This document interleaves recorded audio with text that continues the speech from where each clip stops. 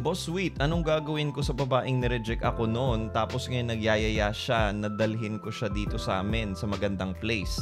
Tapos magkakape kami. Na-date ko siya noon, tapos nagsabi ako na maliligaw ako, then na-reject niya ako. Sabi hindi pa daw siya ready kasi study first. At sabi ng family niya, wag muna siyang mag-boyfriend. Tapos mga 2 months lang, may boyfriend na siya. Yung boyfriend niya na yun, break na sila. 'Di ba? This is one classic example of women breaks the rules for the right guy. Sabi ni ate daw dati na hindi pa daw siya ready and study first daw muna. Then after 2 months, meron na siya biglang boyfriend. Well anyway, punta tayo dun sa tanong ni Sigarilyo, no? Na kung ano daw yung gagawin niya na ngayon na bumalik na si ate and she wants him to date her. Simply put, all you have to do is just set up a definite date with her. Tanungin mo siya, when are you free to get together? Pag sinabi niya na, yes, sa Friday free ako. Then sabihin mo lang na, alright, cool. I will meet you on Friday sa SM, for example. I will meet you there at 7 p.m. Then ask her, does that sound good to you? Wait for her reply. If she says yes, then sabihin mo na lang na, great.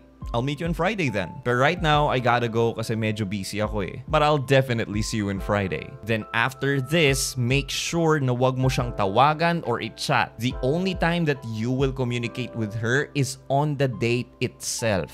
Or if she reaches out to you first. Halimbawa, Monday, nag-reach out siya. Nayaya mo siya ng date.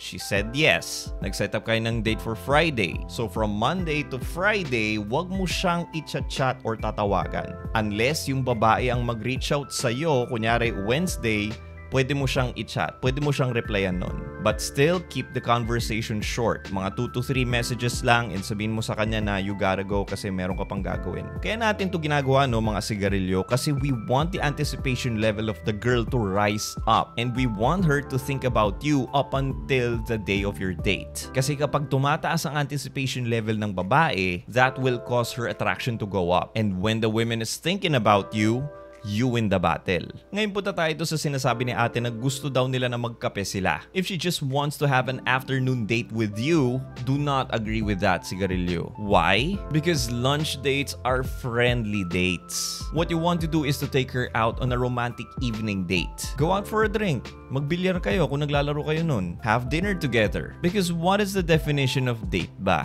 A date is supposed to be creating a fun-filled romantic evening for sex to happen. Ngayon, kung lumabas kayo ng hapon pa lang at nag-coffee-coffee lang kayo, that will lower your chance to seduce her and get closer and closer to her until you end up inside of her. Kuha nyo? Ngayon, if she declines your invite, then just say, alright, no problem. I gotta go now. Super busy pa eh. Then get off the phone and don't chat her, email, i-page, call her, or what have you. Wait for her to reach back to you in the future. And once she does, just give her the same spiel as you did before and ask her when is she free to get together. Kung pumayag na siya this time around, then just set up a definite date again. Kung dinecline ka ulit, then that's the time for you to move on na and go 100% no contact with her. Ngayon, punta naman tayo sa scenario na in-accept nga niya yung invite mo, nag-date kayo, things are going great. Please bro, hindi mo na sa kanya sabihin na kung pwede ka bang manligaw. Alam na ng babae yun na interesado ka sa kanya. Your only job is to keep asking her out on a date once a week and seduce her while you're on a date. That's it.